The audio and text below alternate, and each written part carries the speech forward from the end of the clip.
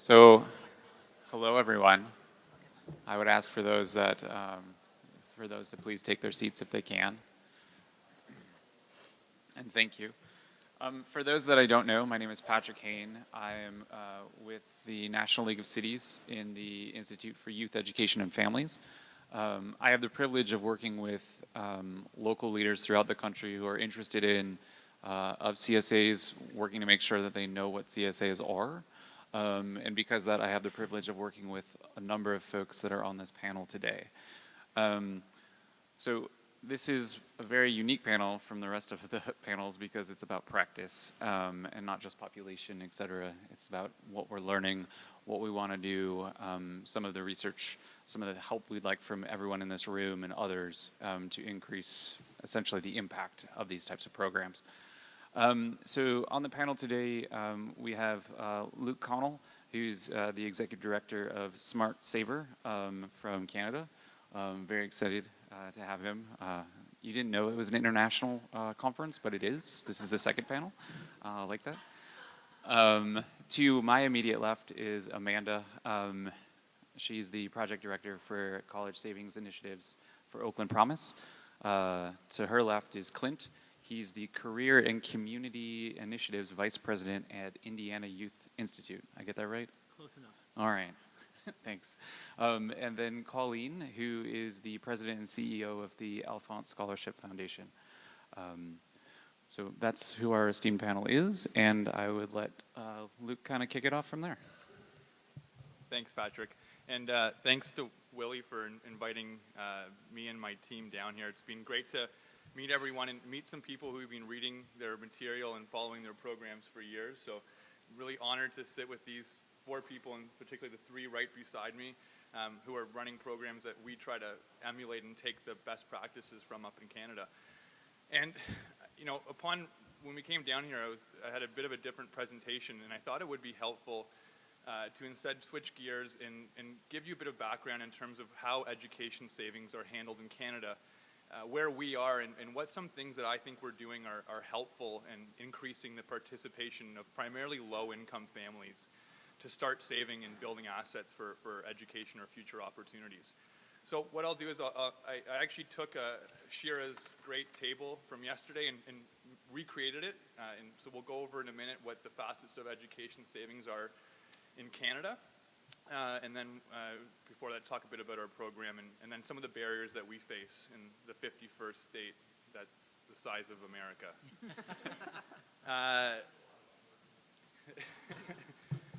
So basically, SmartSAVER, we are not a 529 or RESP provider, but we have a digital platform where parents across Canada can identify a range of no fee, no required contribution RESP providers. I'm going to use the word RESP instead of 529, but they're essentially the same thing.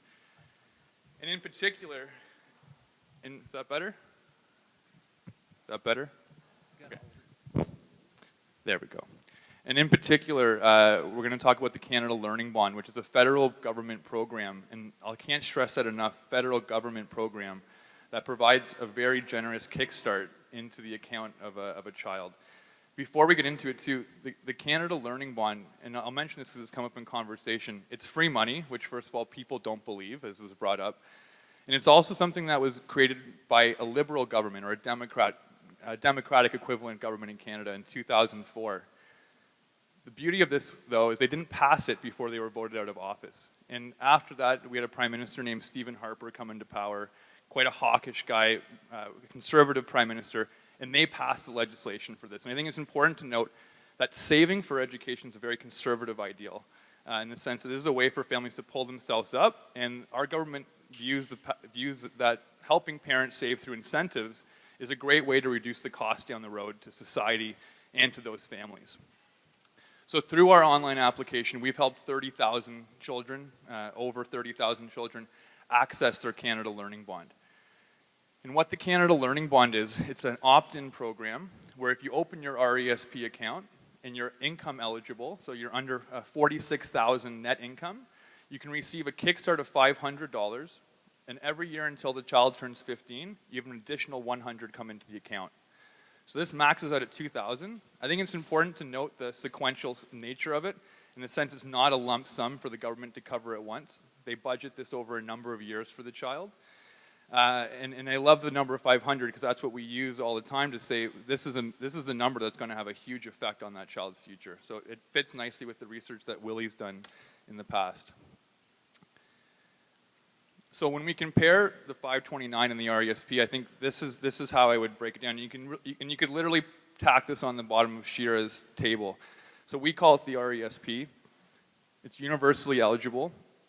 Any child who's born in Canada or moves to Canada can access this. And I'll note as well, the Canada Learning Bond is retroactive. So a child can access this the day before or the day they enroll in post-secondary.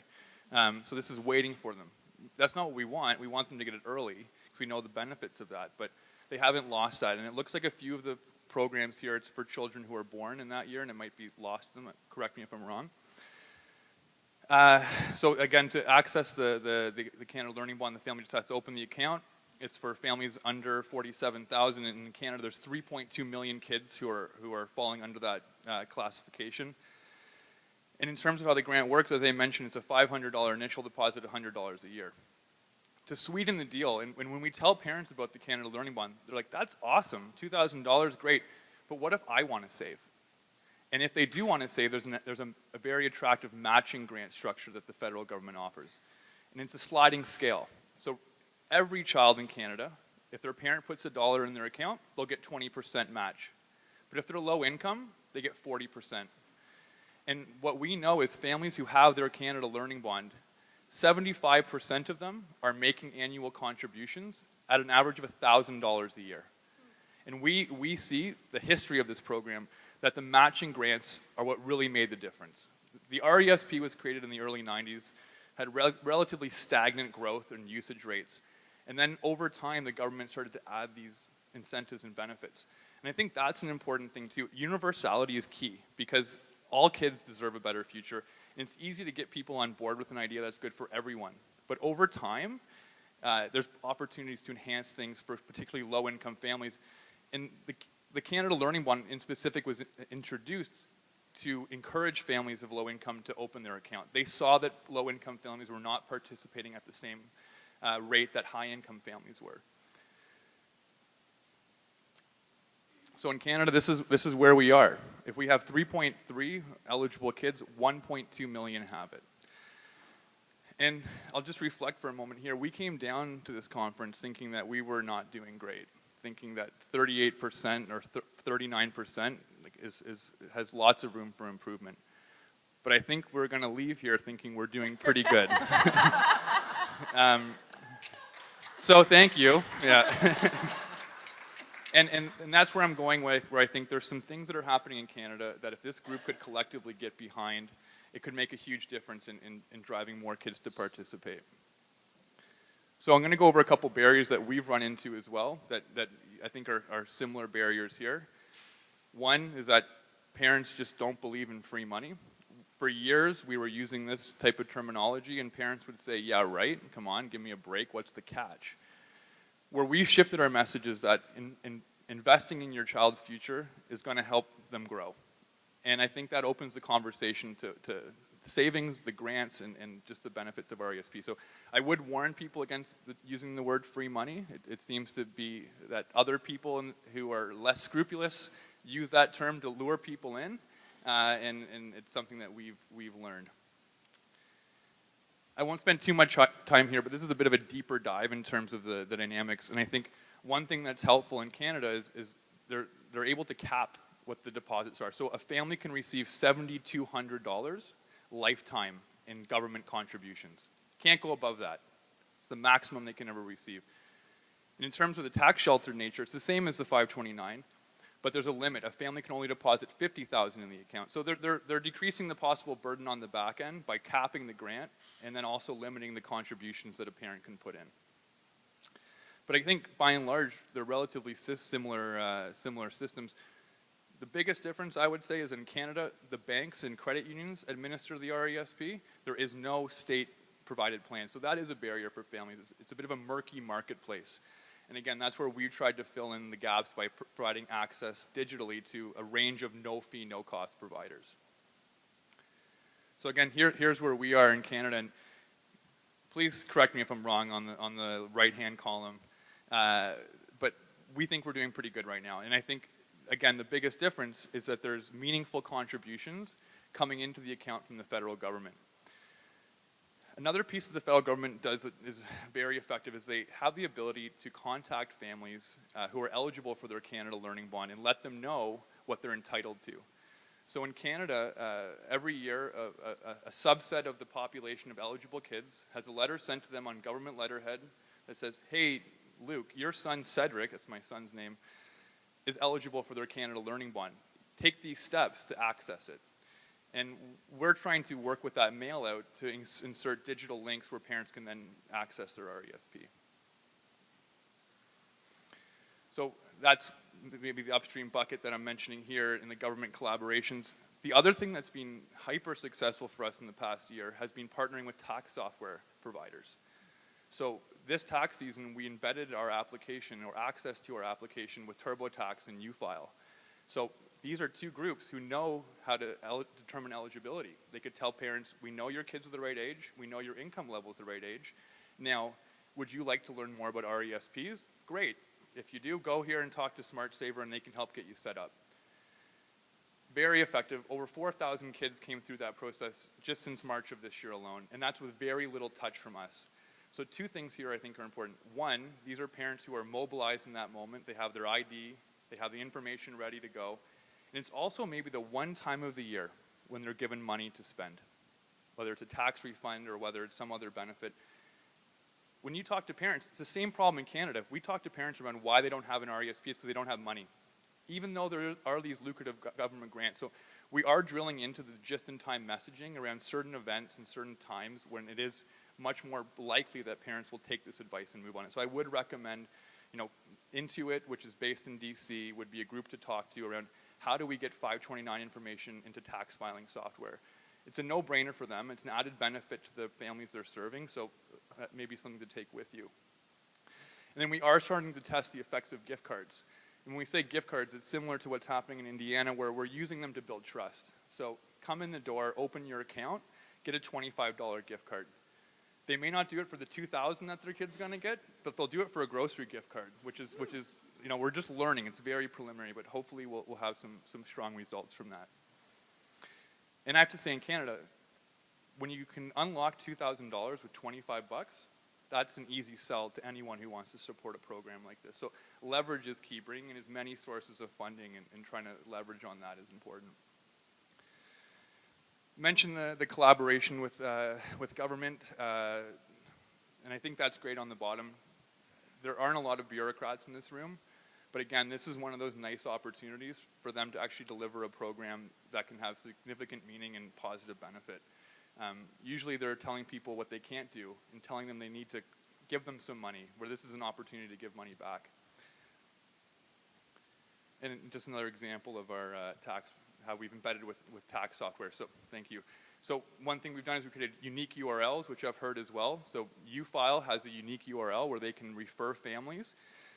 And then on a quarterly basis, we let them know how many families signed up. And it's great. With a $2,000 grant, if we say 1,000 kids have signed up, they've unlocked $2 million in post-secondary funding without ever having to open a wallet. So it's a huge number that we're able to put forward. This is a process where we're getting people through with the gift card, relatively simple. Parents go on our application, they finalize by going to their bank and answering a few questions regarding the investment they'd like to make. They confirm back with us, and then we can digitally issue them a gift card to congratulate them on getting started. So hopefully some of these things are food for thought that as a group you guys might commonly agree are good things for us to pursue. We're quite happy after leaving here, seeing where we have gone since the program was launched in 2004, 0% take up to 38%. That's despite the fact that 250,000 kids a year are added to the rolls of eligibility. We're eating into that, and I thank you guys for the support that you've brought to our work.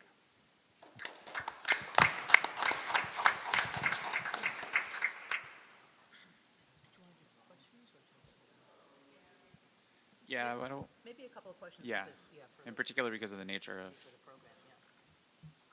Luke, thanks so much. Great to hear about the work in Canada. We tried to track and have been aware of RESP, but it's great to get an update. I know Willie's written some about this, so it's really, what you've done there is pretty impressive.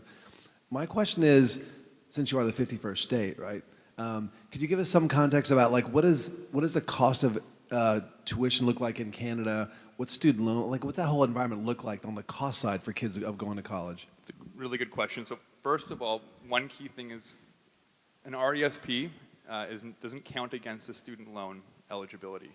So if a child's eligible for $10,000 of loan, they don't get $8,000 based on having the $2,000 learning bond. They get the 10 and they get $2,000 more on top. So it's important to make sure you're not butting up against student aid, because they might see you as competition if you're coming in there and you're decreasing the loan that they're able to issue. So that's one thing. And sorry, the second part of your. Thank you.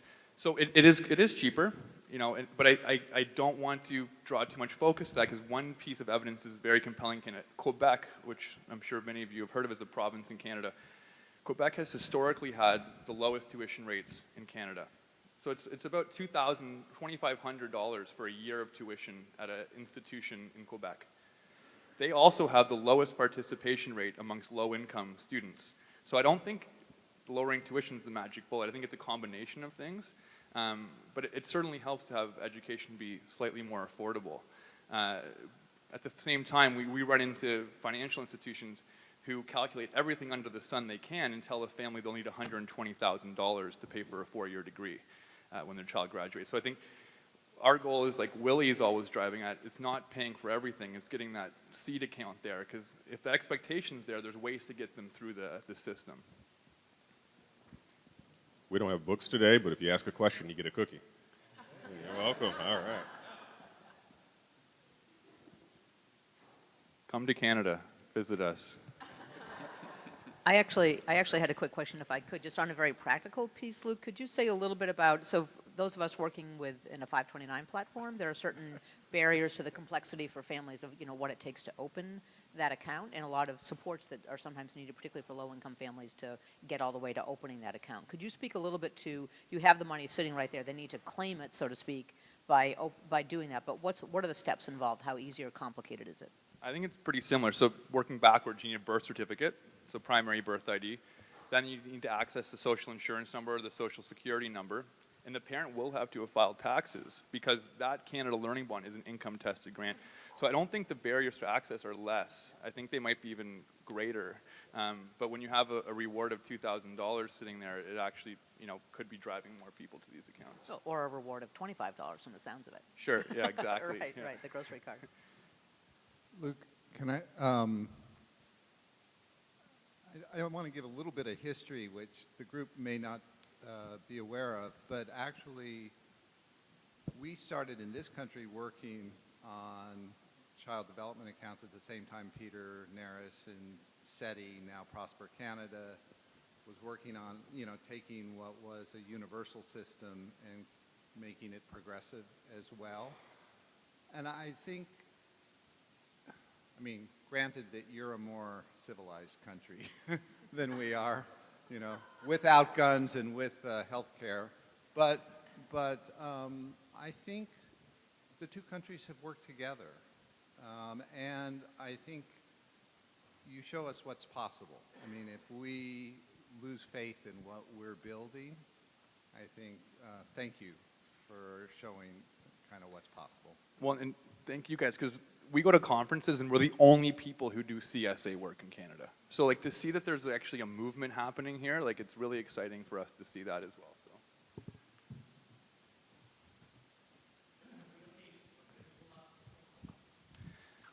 Well, interestingly enough, we have 2 provinces that offer their own provincial grants. So Quebec as well as British Columbia offer an additional incentive into the account. If you live in BC, you get an extra $1,200, and that's for every kid in the province. So if you're low income in BC, your kickstart is $3,200. And both of those provinces have the highest take-up rate in Canada. So I think it's important to look at what provinces can do to enhance the opportunity. where we do see issues are in the north and in indigenous remote communities. So there's certain provinces with a higher percentage of native or indigenous people, and the barriers they face are massive, and that's where we see a very low take-up rate. So Luke, I have a question as well, kind of along those lines. Sometimes we have in the States, when I talk with some of the folks on this panel with you today and others throughout the country, there's often that question about transferring the financial aspect of the product here into the more native language of the families. Do you guys have any of those barriers? So, yeah, well, in Toronto, where we live, over half the people who live in Toronto were born outside of Canada. Different countries. It's hard to pick out major percentages in that. So our website is in 16 languages, and the application is in 5 languages. So I think we're very aware of that, and we also peg it to a grade 6 reading level. And then, thank you for bringing this up. On the application, there are technical words that the federal government uses on their application page, primary caregiver being one of them. On the application page, we have a little button, like a little question mark beside it, a parent could hover over, that gives layman's explanations of what these more technical terms are, just because we don't want people dropping off. They're like, I'm not the primary caregiver. So I think it's very important to simplify the language. I think you've been on our website, though, so you may have queued me up for that one. Thanks. Excellent. Any other questions for Luke right now? Okay. Thank you, Luke.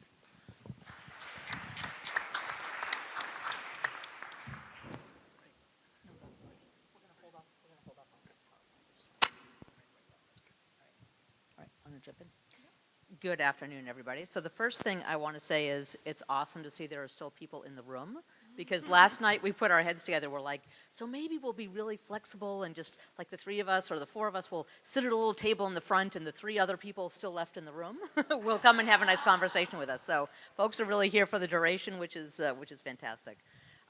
So when the 3 of us put our heads together last night, because we're the 3 American programs represented on the panel here, we thought that rather than each of us doing a PowerPoint or our own individual presentation, we were going to kind of do a joint one where we just kind of put all of our thinking together into one place. So what's going to happen, just so that you understand it, so I have just a couple of quick points I wanted to make. I think Clint has a couple of quick points he wants to make, and then Amanda put together a handful of slides that we both had additional input on, and she's going to walk through those, and we'll offer some additional commentary as we go. So it's going to be a kind of like Team America concept going right here. Because we aspire to be as good as our neighbors to the north. So anyway, the first thing I want to say as we get this part of the presentation going is that, as I think a lot of people have already expressed, I'm personally and professionally so grateful to be here, certainly really appreciative to Willie and his team for all the work into putting the conference on. And I think that particularly for those of us who are practitioners, the opportunity to kind of lift ourselves up out of the daily work, which can sometimes be exciting and sometimes be a grind, and sometimes feel like you're making progress and sometimes you're not so sure. It's great to have a chance to come out of those daily responsibilities and interact with peers in the field and meet new people and get new ideas and just think more broadly about the work that we're doing. It's always wonderful to have an opportunity to hear from and reconnect again with pioneers in the field, many of whom have been here throughout the conference, and we continue to benefit from all the work they've done and continue to do.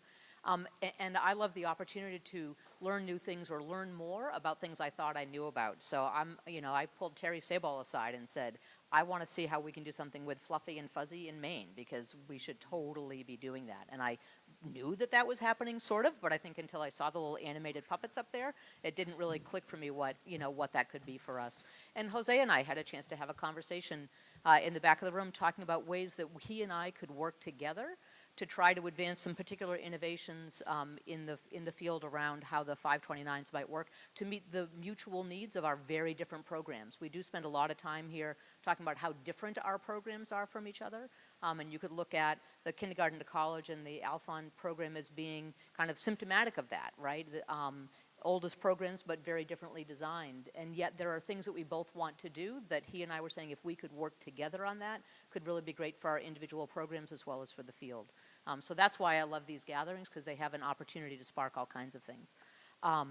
So what was interesting to me as I was thinking about the last couple of days was that, we started on, the image in my head is like what I initially thought of as like a reverse hourglass, or really when I tried to find a little image to remind myself, it's like a little diamond, right? So when we started on Wednesday, we were talking about program and finance and assets. So we were sort of narrow, and then we got more broad. And then on Thursday, we talked about the field and policy, and things got a little scary, or maybe at least a little uncomfortable for a while. That was a big, broad conversation, a little overwhelming to think about all the pieces and how to pull those together. And now we're kind of bringing it back down, get anchored in practice, and of course in research. So I think it's a great, actually, model for how those conversations go to kind of help us grow our own thinking. I think there are a couple of particular opportunities in front of us. At the macro level, we did absolutely hear a lot about advancing a national policy. We have to figure out what exact national policy it is we would want to advance. But that is ultimately that macro level piece. On the micro level, I think there are, we've identified, and I think we'll speak a little bit more in a minute, about some specific fixes to the 529s, for example. And to my mind, these are like parallel tracks with different time frames. So, you know, advancing a national policy is going to take some time. In the meantime, are there some fixes that we can advocate for within the 529 platform that will give us short-term gains in the programs that we're running, and eventually mean that if we do have that national policy and we want to use the 529 as a frame or the plumbing for that, it'll be better prepared to do that work for all of us. So I think there are some neat opportunities like that. We definitely know we want to support growth and sustainability in the field. That means leadership at all levels. And that's a piece I think that we're very aware of, not only within our own programs, but also within the field broadly and folks who are working on it. We want to be attending to that. The peer learning opportunities are out there, not just conferences and gatherings like this, but in New England, we're very involved with the New England Consortium of CSAs, which we do with the Boston Fed. We meet every quarter. It's a fantastic peer learning opportunity. The Midwest Consortium has started. Maybe something will happen in California to bring some of those programs together. We're all working on better family engagement, you know, improving our messages, figuring out what's most effective, what are the role of incentives, and we learn from each, not just the research, but we also learn from each other as we're doing those things. And, you know, we want to be engaged in those bigger picture conversations, but ultimately we're running programs, and we want those programs to be as effective and as impactful as they can be. I think also, and one thing that we haven't really talked a whole lot about in this particular set of conversations, are partnership and relationships with other sectors. So whether that's, we've talked about that some other times, but I just wanted to get it on the table here. You know, the college access folks working on that, folks working with at-risk families in different ways and to meet different needs. The more we can not only get out of the silos of our own individual programs, but get out of the silo in the field to intersect with other programs, to learn from them, and then also to find ways to really partner together. That'll really support the growth of the programs and then ultimately the field. We've got terrific opportunities, I think. I referenced this yesterday or Wednesday in the context of Maine, but I think also more broadly, to really embed programs in all the places where families are. So rather than having families have to come to us, how can we be where the families already are so that they're accessing us and our programs and the resources that we make available when they are going to enroll in benefits or sign their child up for Head Start or at the pediatrician's office or wherever it might be. How can we use those opportunities to embed? And then the research really allows us to continue to learn about the work that we're doing and to iterate and grow, because even programs that have been around longer, you know, there's a heavy attention within my organization, and I know that all of them represented here today, to continue to learn and to iterate so that we can really have the impact that we want to. And these kinds of opportunities to come together really allow us to do that. So thank you.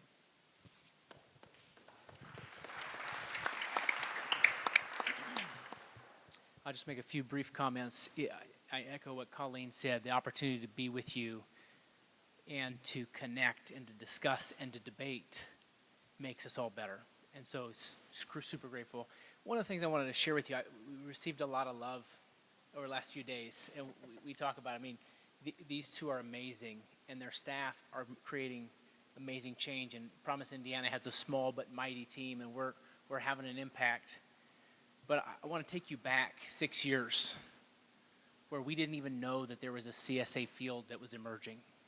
We discovered the CSA data and the impact that assets can have, and we're like, wow, what could we do?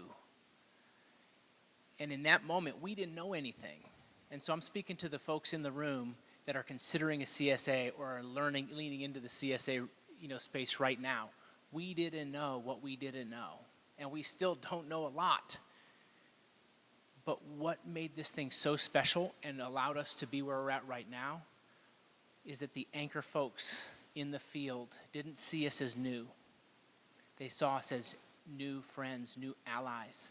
I sat in Washington University with Michael Sherrodden in 2013, a couple years after he was the Time Magazine influential leader of the, and he's sitting with me, nobody from Wabash, Indiana, and he said to Margaret, he needs to be at the CFED conference. And we got introduced to the conference, and we made connections, and we connected with Willie, and we've connected with so many across the country that poured into us to make it possible. So I'm saying to you in the room, if you're new, welcome. Thank you for being here. Thank you for leaning into it.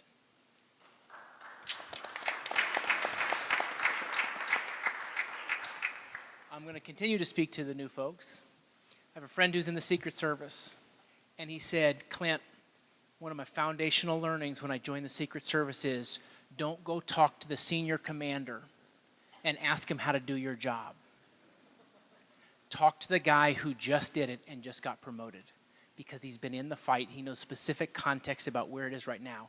And so you guys can look at us and say, oh, hey, what are you doing? What are you doing? Because we've been around.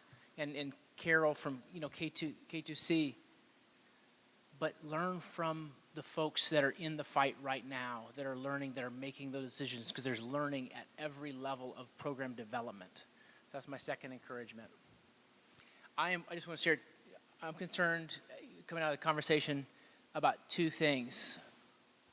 You touched on one. We didn't coordinate our pre-comments, but the stability of the field and also within programs. On Tuesday, we got 3 notifications. Our model is in each community, there's a central organization that serves as a convener. And we have a central point of contact that we can flow information and supports and everything from the state level to them. We got notification on Tuesday that 3 of our conveners had resigned their positions and were moving to new communities to take on new positions. And that takes us back. And we need to go in and retool the new convener or the new person. And we need to talk about how we embed this work into organizations and into communities, not just into dynamic people that are passionate about the work. And so I think coming out of this conversation this week, that's also true for the field. We need to be really mindful as we think of some of the anchor, I call them legends. I'm still a CSA, get to talk to Michael, get to talk to Willie, get to talk to Frank.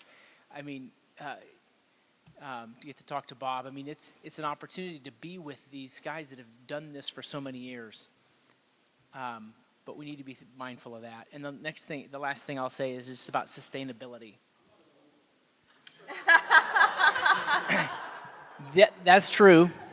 You're not as old as them, but you had a profound impact in my life and on our work as these guys have done for so many others. So you're in my category. You're what I call a young old guy. So the next thing is the sustainability experience. The sustainability piece, when I'm talking about sustainability, we're talking about how do we drive assets into these accounts, the plumbing, putting the water on, but we're also talking about how do we sustain the work on a state and local level until we have a national policy. And even then, we need to have state and local efforts. And when we look at the landscape of funding in CSAs, and if you haven't seen the Asset Funders Network report, in 2017, there's about $30 million invested in CSAs, in public and private support. But 50% of the CSA programs are single or 2-source funded programs. Is that sustainable? Okay, you look at Promise Indiana. We have over 30 funders. That sounds great, but we don't have an anchor funder like those programs that have 1 or 2. We're much more grassroots. Is that sustainable? And what's the approach that we can do to prop up dynamic, meaningful work so that we have the tools to create the change in a way that's sustainable? And how can we advance the field through that? So I'll end my comments with that. Just grateful to be here. Thank you for the love. Thank you for the opportunity to share what we've learned.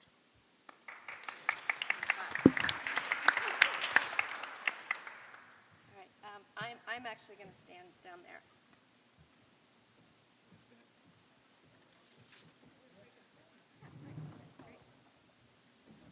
So, hi, I'm Amanda Feinstein.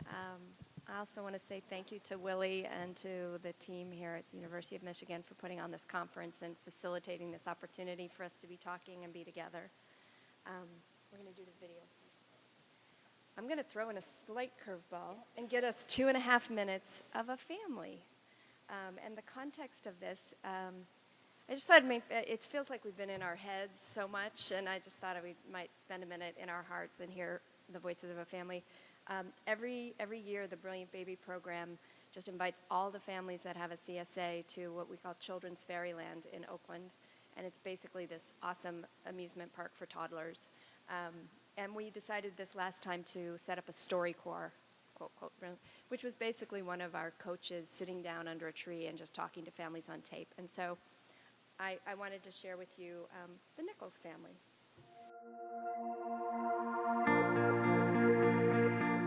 We are the Nichols family, and what brought us here was basically the college funds that you guys have available for the babies.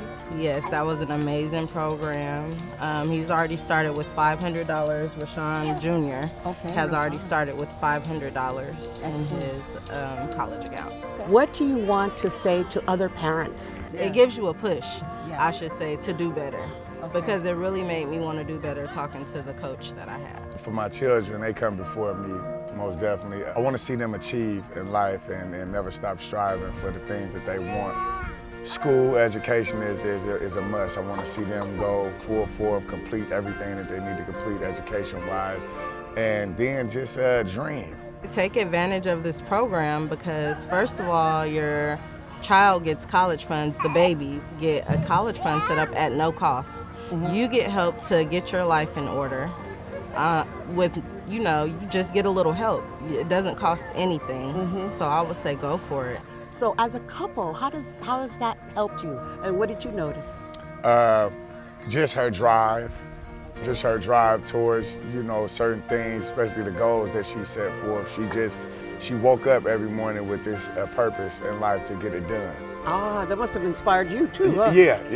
Get up. I gotta get something done. Get up, get out and do something. Yes. Especially if it can help you go forward, it's beneficial, positive, productive, get up and do it. The financial coaching available, that was wonderful because I need to definitely get my finances in order. So that program has already helped me. I haven't been through the course yet, but she has. And the information that she gives me, though, it's fulfilling to know that something is out there that allows us to help us boost our credit, get some financial feedback on how a person gets into debt and get out of debt.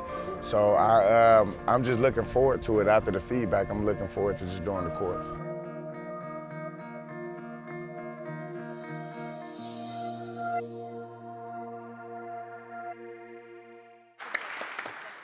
So I thought it would just be fun to see like a family. This could be a family in Indiana. This could be a family in Stockton. It could be a family anywhere. But it just sort of it's important to reground that we're about helping parents and their little ones. Particularly a little cutie who keeps taking the hat off. I love him. I guess I don't have to stand if I have this. Yay. So what I wanted to acknowledge is that. Oh, I'm sorry. I've been thinking a lot about the transition point that we are in as a field, and it felt so some agita being in the in the conference today that just kind of brought, or in the last few days that brought that up. It's like we're moving from a phase of let 1,000 flowers bloom, let 1,000 programs bloom, and we always want our programs to bloom, but also wanting to really coalesce around some infrastructure that enables us and some policies that enable us to grow at a scale that's meaningful. And so what we ended up doing is sort of thinking about the challenge that Chris Perry had made on the policy panel, and actually in some individual conversations. She's the Deputy Director for Health and Human Services in California, working with the governor on the CSA strategy. And she had said, figure out what is the problem you're trying to solve. What are the few things that you are trying to achieve to, how CSAs help advance that problem, and the like real down and dirty plan of action. And so we kind of put our heads together and said, well, let's just whip up a draft of that and throw it into the realm of our community and continue to develop it. But we wanted to share those thoughts with the group now as we exit. And so in framing the problem we solved to seek, we came very succinctly to there's too few students accessing and completing college, which has an individual impact as well as a societal impact in terms of not having the full participation necessary for everyone to prosper. The overrepresentation of students of color in those who are not accessing higher education, and the reality that too many are excluded from economic opportunity and don't experience economic security. Down and dirty, those are the problems we said, those are what we're trying to solve.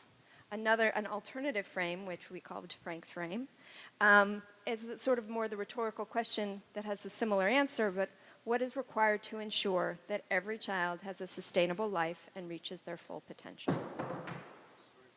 And we thought that both of those were really important frames for what we are trying to do. Can you go back for 1 second? Oop, yep. Oh, I'm sorry. No, I got it right here. Great. So, so just a quick comment on two of those. So, the problem we're seeking to solve, that's one way of defining the problem, I think, and I think that many programs would define it differently. This worked and resonated for our programs. Part of the challenge for having that crisp, coherent narrative that Chris Perry encouraged us to develop is that there are different motivations. Some people would say the problem we're seeking to solve is wealth inequality. Some programs would say the problem we're seeking to solve is health disparities and those kinds of things. So it could be different things. This was a starting point for things that resonated for our particular programs, but that's the kind of work I think we need to do as a field to narrow it. What I really liked about Frank's frame is it takes us out of the differences among the different motivations for programs developing to really be more about what is it the families need and what role does CSAs play, whatever the orientation, whether it's wealth inequality or college attainment and economic prosperity, or wealth inequality or health issues. What's the role that CSAs play in addressing that issue? So I think that frame is one that really appeals to me. Then what is a child savings account, and why is this critical part of the solution? If I was talking to somebody who had no idea what a CSA was, this might be my punch list. An early investment of real dollars, a tool that builds aspirations and expectations for academic and career success, college-bound and college-saver identity that leads to college enrollment and completion, educational attainment that leads to higher earnings, and some explanation about how CSAs are a piece of a larger mosaic that helps families feel hope and optimism about their child's future, help children feel positive and empowered about their future, and provides an infrastructure for linking other programming that supports families. Anyone wanted to add to that? I'm trying to kind of boil it down, like if you're talking to a newbie, what would you say? Or a legislator who you're trying to convince. And then what we talked through, and so Chris's other challenge to us was like, so what do you guys want the policymakers to do? Like what is the down and dirty? And we really said we proposed there are 5 things, and we can all debate and elaborate, but one is just a financial instrument to hold the CSA funds. And the proposal that we're putting forward is that you reform the 529 plan infrastructure so it does that well. Secondly, program management platforms and client management database so that we have ways to interact at the program level with where those dollars are being held. Thirdly, and those first 2 things, for those of us who are practitioners, we tend to spend about a year prior to launching our programs figuring those 2 things out. And so for this field to scale, we're saying 1 and 2 are essential. The third is money invested in children's CSAs. The fourth, money invested in local programming that leverages the CSAs. The fifth is alignment with and integration with systems that support kids. So now we're going to talk a little bit about each of them, and I'm actually just going to hand the 529 one to Colleen. I don't think we're not going to go through all the details, but an overview. Sure. So just turn this for a sec so I can see it. Great. So the 529s, which are the platform, I think we've said earlier, about 80% of the programs use. Not all of them use it, but I know that even some of the programs that don't use a 529 are looking to find a way to connect to a 529 so that families have that opportunity for the longer-term investment and the asset buildings that those investments have the potential to provide.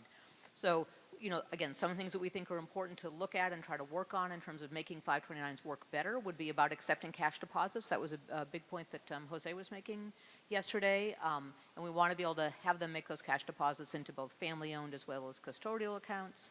Simplifying the application process. You know, it's not an easy lift to open a 529 account, although I feel a little bit better now that I understand more completely what's required in Canada.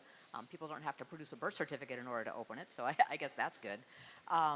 And then to just kind of streamline that and linking things together to minimize basically it's about minimizing the number of steps a family needs to take in order to be able to successfully open that account. We want to do more with languages. Again, I think there's a lot, go ahead, next one. A lot we could learn from Canada. Minimum deposits, those kinds of things. One of the things, you know, there are differences among the different 529 providers. Some offer a default investment option, some do not. Why can't we have a federal policy change that says that all of the 529s can offer a default investment option? I think typically it's not offered because they're concerned about defaulting people into an investment option that doesn't then perform, and then people bring suit because you told me to open up this kind of an account and it didn't do as well as it would have. And so great, that's a policy piece that can be done. We've had some particular issues in Maine, maybe unique to us, maybe in other places, I don't know, around non-citizens and their ability to open accounts and what kind of documentation is required. That's, again, that is an absolute federal policy fix, so it's the same, the answer is the same, regardless of who the 529 provider might be. And then I think the only other one I'll pull out here is the custodial account options, and again, ways to do that. So whether it's within the same account or in a linking account, how do you lower those barriers for the families to have their own place to put their own money? I would just go back. It was on the previous slide, but to administer a CSA program utilizing the 529, you have to have information that's not 529 related captured in order to manage the program. And that can be a heavy lift to get a CSA provider, a 529 provider, to be able to provide you consistent, accurate program-related data that's unrelated to the 529 management. And so that is a big piece. We've been able to navigate it. Was it easy? It was not. Yeah, so if I need to provide a report to the school district about how many kids have signed up at O.J. Neighbors Elementary School in the Promise, I need to be able to know who's connected with O.J. Neighbors Elementary. I need to know what grade level if they're earning an incentive for second grade. Okay, that's information that has to be captured at the point of enrollment. And so we've had some challenges along the way, and we've worked through those challenges, but that's program-related data that's essential in order for us to maximize the community impact, because then when we have that data in the hands of a principal, principals can make calls to families saying, hey, have you taken this step? We can now make it personalized, whereas the state 529 system has no way to reach into that and do that. So that...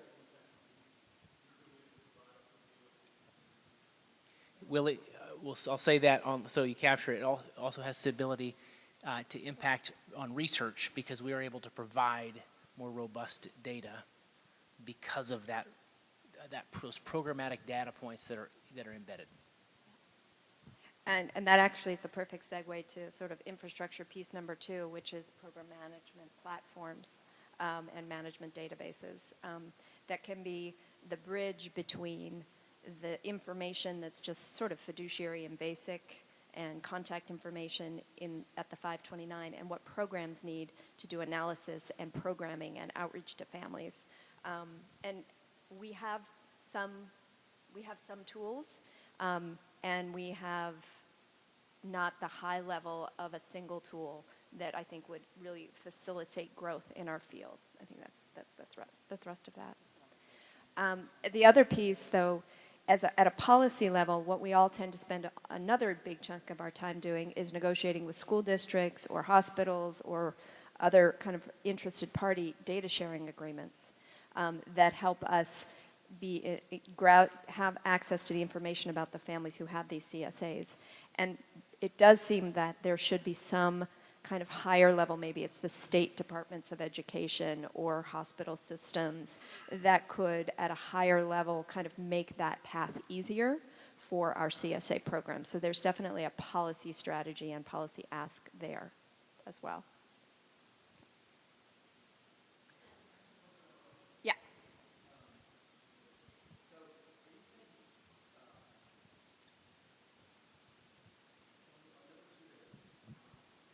Can you hear me? Yeah. Okay. Are you saying that this is a new platform that someone would build, or is it possible that your existing providers could like expand their platform to do this? I think it's probably the latter. I mean, we're all operating with some, but there's a lot of,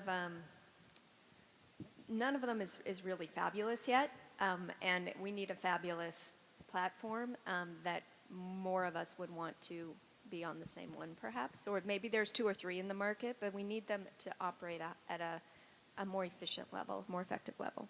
It does seem like something we could spur off of this event is to have a meeting with, say, let's just throw a name out there, Outcome Tracker, where several programs were together meeting with them and other researchers and other people in the field to explain to them kind of what needs to be done to make it better. So I think it's something we could do. Absolutely. Right? Yeah. So I think this, for me, goes back to, Amanda, what you said earlier about the distinction between program monitoring and program evaluation.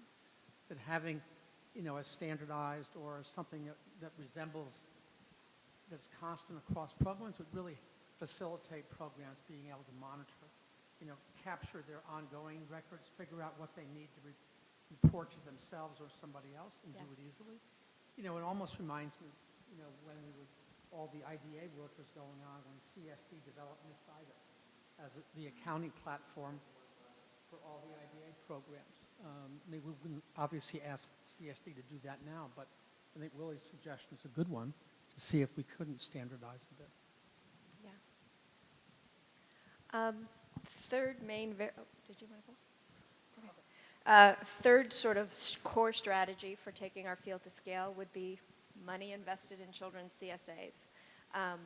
We've all talked about this in many different ways, but we're proposing progressive, deeper investment for the poorest children, having a crisp, coherent narrative that talks about the value and relevance of higher education, the difference small dollars can make, the roles that CSA plays for college, and closing the gap and addressing unmet need. I think that one was yours. Yeah, so just to elaborate on that for 1 second. So we are talking about creating a coherent narrative, and a lot of that conversation has been about being in the policy space to the people to whom we would want to make the case about creating that platform or creating that policy. This is a little more about some of the questions raised yesterday about the reality within communities and the reality within families, to make the case to those families of the relevance of this opportunity and the ways that it can meet their needs. So just like the family we just heard on the video, kind of the multiple ways it can help families get where they want to go and address where they're at right now. And so I think we need to really think about how to make the cases directly to the families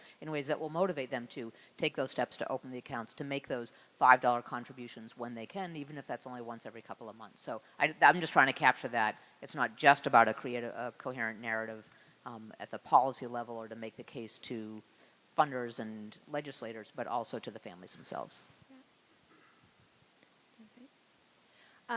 We also, we kind of introduced a new idea here, thinking about designing a CSA investment to achieve savings milestones at different ages in a child's life, and perhaps the field coming up with an idea of the amount of money we hope a student will enter college with from our CSA efforts. We put out there $2,500 as sort of a base, and then you kind of backwards plan from that.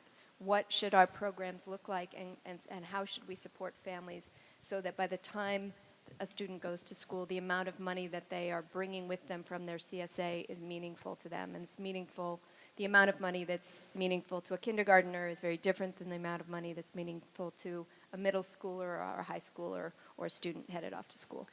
And the one gloss I wanted to add on that is that, again, yesterday when we were having those big picture policy conversations, and it was a notion about starting a children's savings account with $10,000 in it for every child in America, the Cory Booker proposal and then the other progressive matches that will go into it.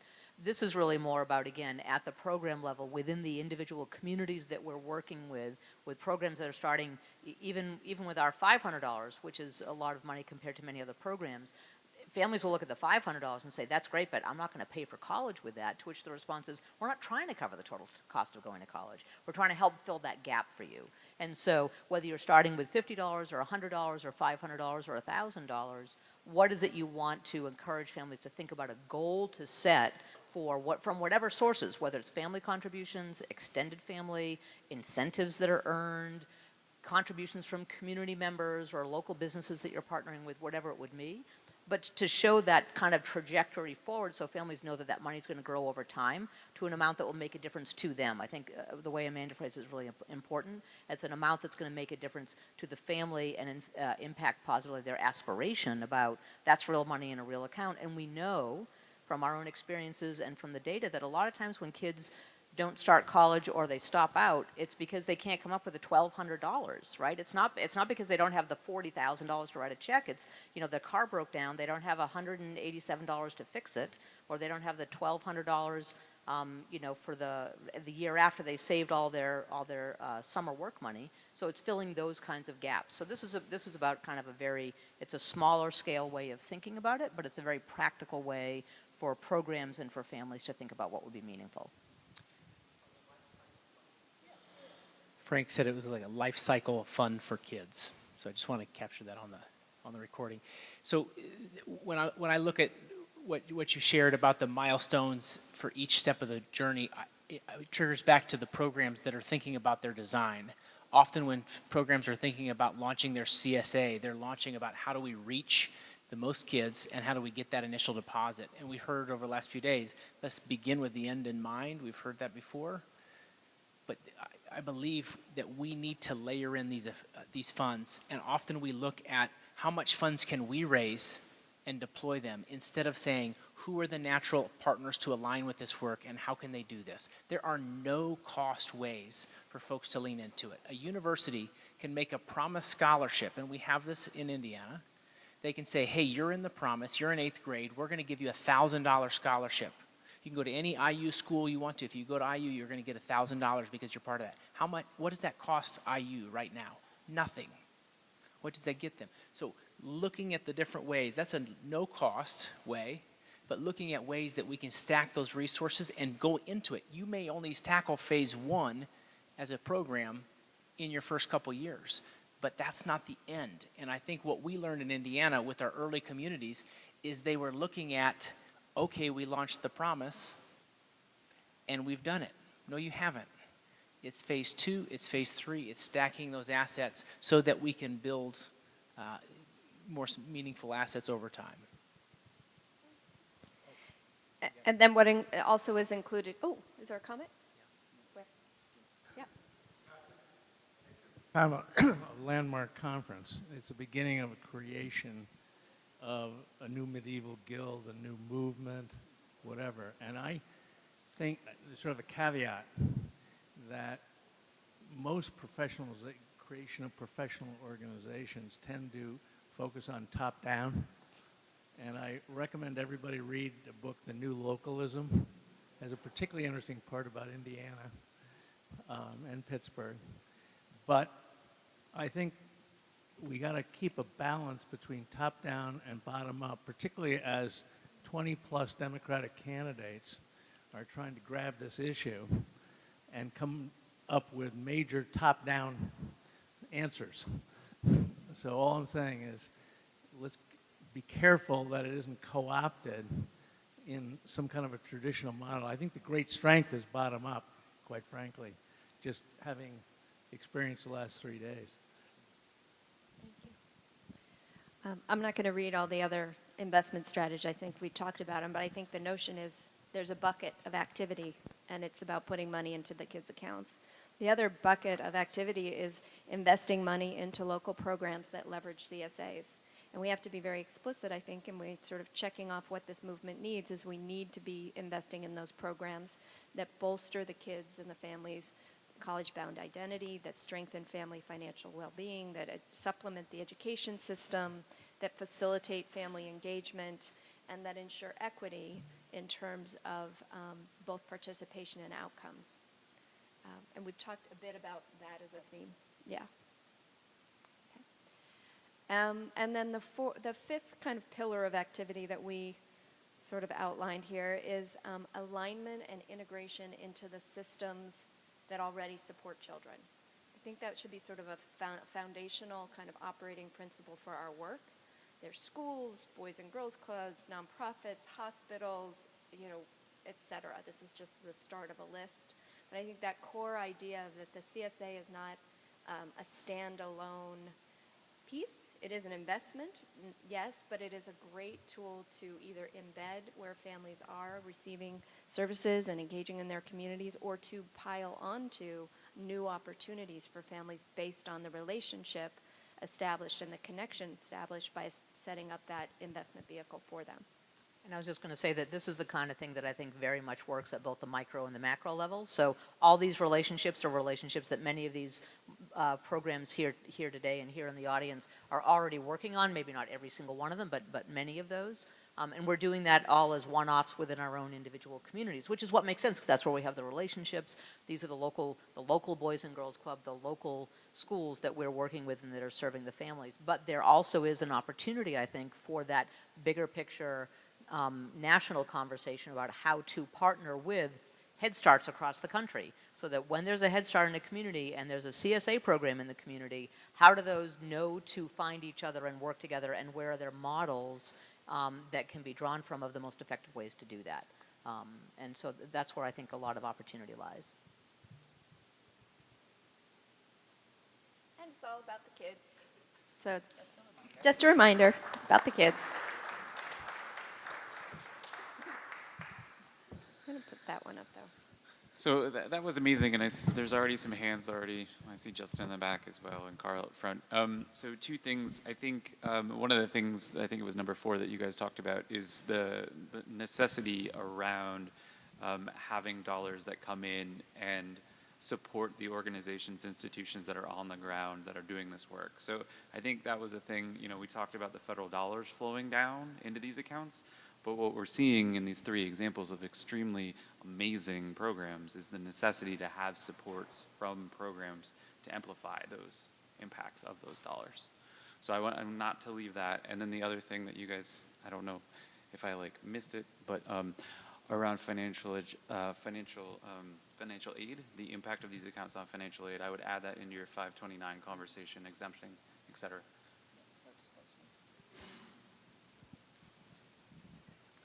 Hi, I'm Martin Connell. I'm Luke's younger brother. And I just want to thank everybody for this opportunity to participate here. And I'd like to say, if this was a club, we'd love to belong to it. And I hope you'll invite us back. One thing that strikes me, when you look at, if I go back home to Canada and I talk to people who are fairly well-to-do, and a surprising number of them support scholarships that are at universities and colleges.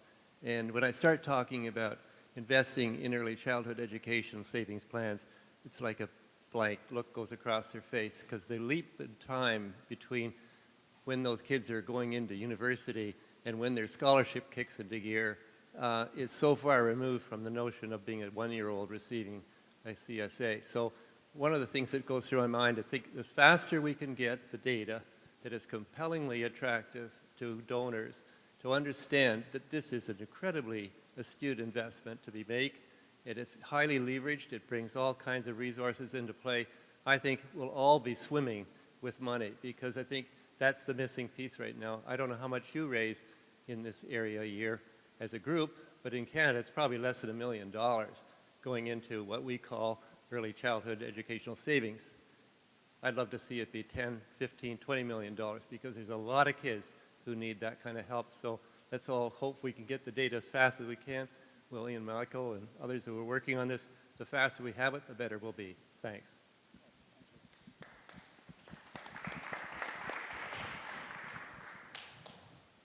So Justin King again. So one of the things we're going to miss when Andrea Levere is gone is that she has this remarkable talent at the end of like a multi-day, extremely intense informational experience of like providing this like whirlwind wrap-up summary. And it's like it's extraordinary to watch. And I was there too, and I didn't get that same, you know. But what you guys have just done is like the panel version of the same thing. You've reinvented what the last panel of a conference ought to look like. And so that should be captured and replicated over and over again. So the choice and initiative to pivot and address a need that you saw based upon sitting here for days is extraordinary in the model, and then the quality with which you've done it is remarkable as well. So I wanted to just point that out. Thank you very much. That's awesome. And I'd like to see much more of it. I think a couple of sort of big things. One is what you've distilled here needs to be carried forward. I think you're probably aware of that, but I want to underscore it in bright colors. Because you started to pull together a framework that we've talked about but not actualized, and is an essential next step for the field. It's extraordinary. And then if I had the policy panel to do over again, or if I could make a contribution to what you proposed in terms of messaging, I really like what you did. I like how Frank's contribution covered the gap. I think the thing that I would maybe say if I had Chris Perry by my side again is the challenge that we face in America is we have a crisis of hope. And this is a mechanism that allows us to take on that challenge with hope in concrete form. Instead of, I think that's a message that touches people who care about the opioids crisis, and it touches people who care about racial inequity in all of its forms and injustice. And so I would throw that onto the pile for you.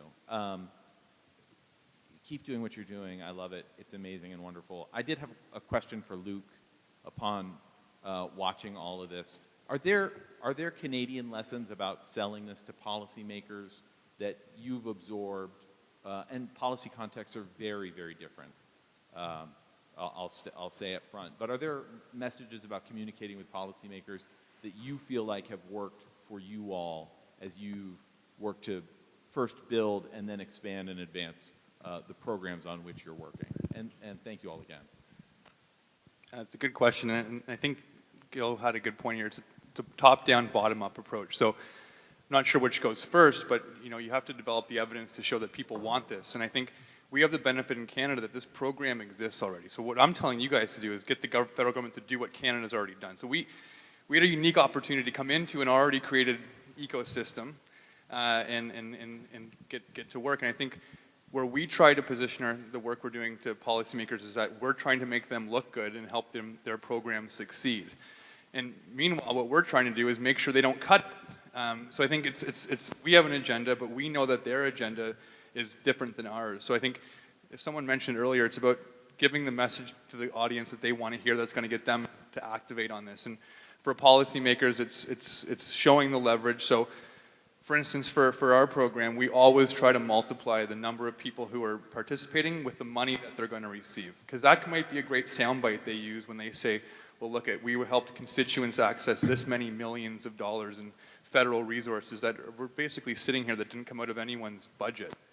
So I think that might be the way to go about it. And I think you can't do one without the other. And I'm lucky enough to come into my role of a year and a half ago. So I think the previous ED to me did a very good job of carving out safety and trust with our program with federal government as well. I think it's easy for a group like a government official who doesn't know any better to wonder what the ulterior motives are, not what the real motives are, and they're naturally skeptical. So get in front of the people who are responsible or could be responsible for these programs. Let them know you're their friend, and you want to help them succeed. I did want to say something real quick. I should have said at the beginning of the conference, I guess, and I've talked to Justin some about this anyhow. With each one of the sessions, we plan on writing a chapter on it. And so that we can capture that, and part of that process will be following up with people here on the panels to get feedback so we can kind of, because if you think about it, starting a CSA, state of the fields, policy landscape. So if we do all those things, a lot of the things that Chris was asking for will be distilled in that. And we also reach out to Prosperity Now. We don't have to make this our thing. Now mind you, we have no money for this, but we're gonna do it anyhow because I think that it's what we want to come out of this. And so, in this last panel helps us do some of that. So thank you again. So I want to follow up on that. I was going to just make, I have a question and a couple of comments. I guess comments first. On the list that you put up of the partners that we're all working with, higher education was not on the list. And so when I look across to our more than 300 promise communities, ill-defined, and I look at the fact that Yale put in many, many millions of dollars into the New Haven Promise. Brown put in millions of dollars into the Brown, they did a Brown Promise after they did the Providence Promise, and which is now the statewide Rhode Island Promise.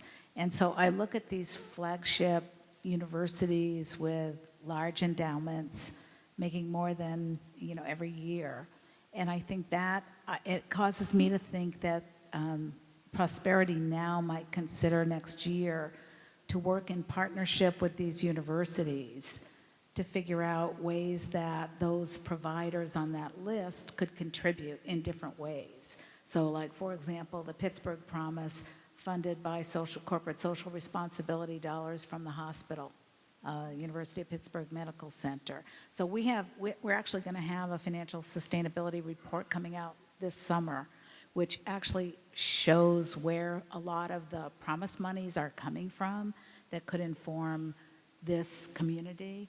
But I do think there's a need for kind of a network architecture, and maybe there is one and I just don't know what it is. But if we look at what some of the common features are, and I don't want to call them standards, but features and sort of shared responsibility, and we have a peer learning network or lots of different networks, there might be a way to structure something that's inclusive, that's not threatening, that can help local programs get revenue. That's the one thing I hear all the time from the Promise communities. And partly it's just, well, have you even talked to your community foundation? Do you even know that it's there? Or do you, who are the leaders of these programs? So that was one thing I just wanted to mention and suggest, the work for some sort of design architecture on the field. And that might be phase 2 of what Prosperity Now, and Carl, I think, is going to follow me after this. But the question I wanted to ask was, is there any thinking about having a different approach to marketing and communication and branding and digital and all that stuff that also can tap into a family and can tap into policy people and funders? Like, I really think there's a weakness, and I say this to myself in this promise domain, there's, an even understanding what it is and why it matters. And I think the presentation on from the developmental psychologist was extraordinary in terms of trying to understand, the readiness of kids at different levels to actually even hear a message like this that's complicated once you start talking about the finance industry. So I just would maybe ask you all to think about that, because I think that would be really, really helpful. Yeah, absolutely. That's a great, a number of great points, Martha. And I just would say that on the last point that you just made, within the context of the New England CSA Consortium, we've actually worked a little bit with a marketing firm, happens to be the firm that we work with in Maine, around messaging and thinking of a nested messaging strategy, so that there's and we've shared this with the Campaign for Every Kid's Future, that there's an overarching message around CSAs and the role that they play, and around the value of college and the future orientation and things like that. And then nested underneath that would be the messages for the individual programs, because, kind of how we each do it is a little bit different. So, you have the broad message about CSAs are about X, Y, and Z. At the Alfond Scholarship Foundation or the My Alfond Grant Program, that looks like X. In Promise, Indiana, it looks like Y, and that's okay. So that's a little bit of work that's been done. It's not done by any means, but it's at least been started. And the other thing I would just say about the slides that we put up here today, we certainly view this as very much a starting point. The idea is to kind of give the next set of conversations a running start. We basically put this together last night, both before and after a couple of beers, and so it's not really intended to be definitive. So the couple of great ideas that have come out here today are really terrific additions, and there will be many more, I have no doubt. So. I challenge you to tell the difference. And just one more point. We're at a constant search for data that shows the impact of saving, and then what education does as well. So we have a list as tall as I am, and we know who, depending on who we're talking to, we pick out the nuggets that are going to mean something to them. And today I learned some great ones, that grade 3 and grade 6-year-olds with accounts are performing better. And that's something you can then use to get K-12 educators to buy into this. They're not going to buy in because of, down the road that kid's going to make more money, but they're going to buy into it because it's going to be easier for their teachers to teach lessons to these kids. So it's important to do that. So I want to echo what Justin said. I think you guys did a great job of really summarizing where a lot of the conversation here and where the thinking has been going in the field. So thank you so much for that. I think it's really, we want to build on this, and I'm happy to work with you all, Willie, to get this out. I think it's really brilliant. I want to raise sort of one challenge, but also maybe an opportunity with that first one about the reforming 5 to 9s. So we've all had conversations with folks in the 5 to 9 world about, like, how can we do cash deposits, right? And one thing we hear sort of confidentially is like, look, if someone wants to make a cash deposit in a 5 to 9, they're not really a 5 to 9 like customer for us, So we hear that. And so that's a big challenge, I think, in the industry. But then I sort of spin that around and think about what Michael said. I think Michael on the first day said that, like, 5 to 9s are essentially, it's a public creation, right? We've created this through our federal government, through legislation. So it's really a public good. And we need to think about, instead of thinking about, well, these private sector folks run the 5 to 9 plans, we need to think about, like, reclaiming 5 to 9s as our public good and making them work for all kids. So, but I do hear that quietly, like, oh, they shouldn't be 5 to 9 account holders, that if they only have cash. So we need to flip that around. And I think we need to do it strategically. I don't know if I should say this publicly, but so I'm going to go for it anyway. We need to find the innovative 529 leaders that will push that, because once the path is cut, others can follow it. Others can point to it. In the school system, we deal with a ton of superintendents. There are some superintendents that will say, no, we can't do this, it's FERPA. And there's some that say, hey, we can't do that, but we could do this, this, this, this, and it gets us to the same spot. We need to find the ones that are solutions-oriented, who will cut the path and others can follow. So that's stuff that we need to work on together. Good. I wanted to also join Carl and Justin in thanking you for this, because this is really critical. I think this is, in some way, the first thing you do when you start thinking about how we build a field. And I think, in many of the fields that I've seen in my work at the Ford Foundation, the first step is 1,000 flowers blooming, because that's when you see all the innovation and creativity spring up. But at some point, you have to begin consolidating and figure out, now, how do we move all that creativity and energy into a more central thrust to get where we want to go. And I think this is really incredibly helpful, because you've crystallized lots of the key issues that we've talked about. And I want to just make a couple of other comments. I really love the part on the slide where you list the different kinds of financing resources. If you go to that, I think maybe it's the next one. Yeah. So I think in some way, we know that all programs struggle with funding, right? And who do we go to raise money from and whatever, but I think laying out sort of what the, for better or worse, the ecology of fundraising opportunities are, and helping people think those through. And Willie's done, I think, a really very helpful job in introducing people to the rewards cards and the P cards. But in other words, thinking about what are all the ways in which programs could raise money, how do you do it, what are the pros and cons, who's done what, who can guide us there is great. And I guess another example I liked on the next slide where you have the linkages. This goes, no, there. A great example of this was Jonathan Mintz, when he headed up New York City's Office of Financial Empowerment, where they were trying to build a financial capability and realizing that low-income families kept having the same problems over and over again. He thought of this notion of training the social workers who worked with the people when they came in with all their problems to begin introducing them to financial capability. And he ended up calling this super vitamins. And in fact, there's a publication that's out on sort of how to use social workers and basically the public sector employees and having them sort of contribute to this and add on to it. So I thought it was a really creative thought.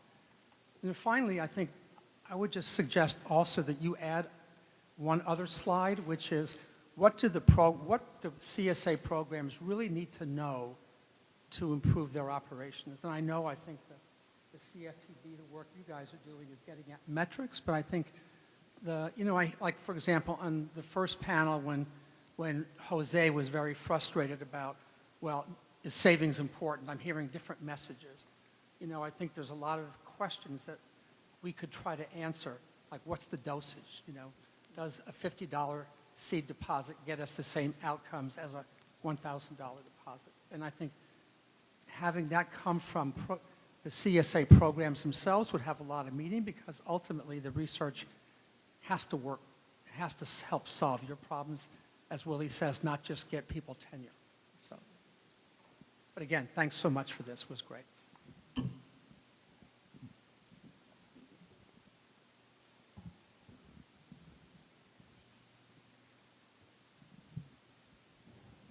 I want to reiterate, follow with the compliments. I think this is just wonderful, and it's ideal to see 3 leading state and local programs from the U.S. with the federal government of Canada. I think it's an ideal match. But actually, a little more seriously along that line. We could probably afford to fund Maine children with the Canadian money, if that's all. Sorry. But I do, being older and having seen the growth of this, I do feel like you, especially, and Willie, thank you. We've come to a big new place, right? And I think just the inertia is going to take us forward. So the campaign for Every Kid's Future, we aimed at 1.4 million accounts by 2020. We may not make that, but we will exceed it soon thereafter. And for me, 1 million accounts was always kind of a tipping point, I thought. If you had 1 million accounts in most of the states, and localities, and red and blue, the feds would have to do something sometime. And I think we're getting maybe to that point too. And Martin mentioned club. I think maybe we're at a time where we really do need to have some kind of membership, some kind of club or coalition of all of us, learning from all of us. And I have learned that sometimes, the slow ones now will later be fast, and the new ones bring new energy. But I think we all need to be more densely connected. And use our collaborative power of innovation and constituency and geographic coverage and all the other, and political, span the political spectrum. I do think it would be good, to revisit the campaign for Every Kid's Future. We can shape that. What we're asking for, I think Chris rightly said, what are you asking for from the state government, and what are you asking for from the federal government? And you moved us well along those lines. I think that's all. But I just feel like thank you, and Willie, thank you for keeping this field together and growing and evaluating all the pieces of it, I think. and I do want to recognize my colleagues over there. But I think we are all much stronger together. Thanks, Bob, and thank you for that that kind of charge to think about how we can continue this, who needs to be around the table to do that, and things like that. So everyone, I'd ask you to please help me thank these guys for this wonderful panel.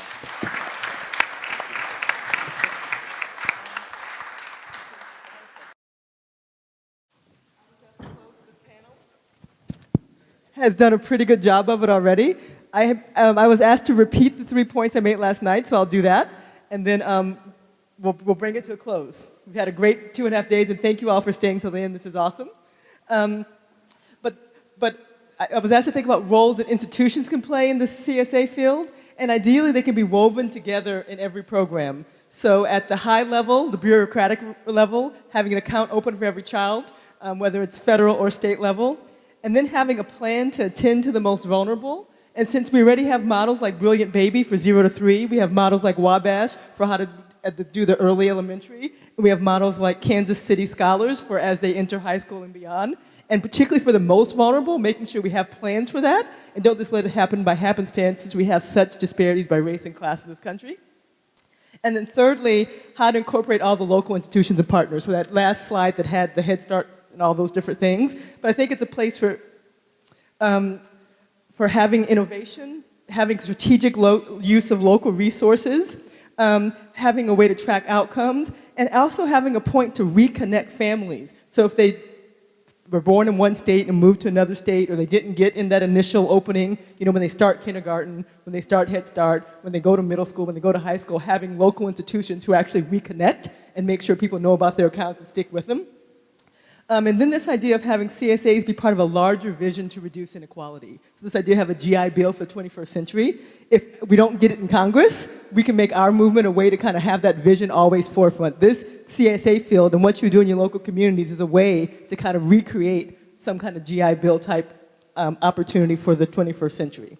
I think a point that came up several times that maybe we missed a little bit is that even though we're talking about children, it also ends up being intergenerational. It helps parents, it helps grandparents, and making sure we figure out ways to keep that energy going. And then when we think about connecting CSAs to all the other successful initiatives that are out there, something that Martha Cantor said yesterday that I thought was so great, like 30 states have a plan for reaching 60% of their population being post-secondary education or college by some year. And so if most of the states have that plans, have CSAs be part of those. If your city has a workforce development plan, have CSAs be part of those. Really be clear about integrating for what policymakers and leaders are already doing. So at that level, thank you very much. I look forward to the next conversation and safe travels home.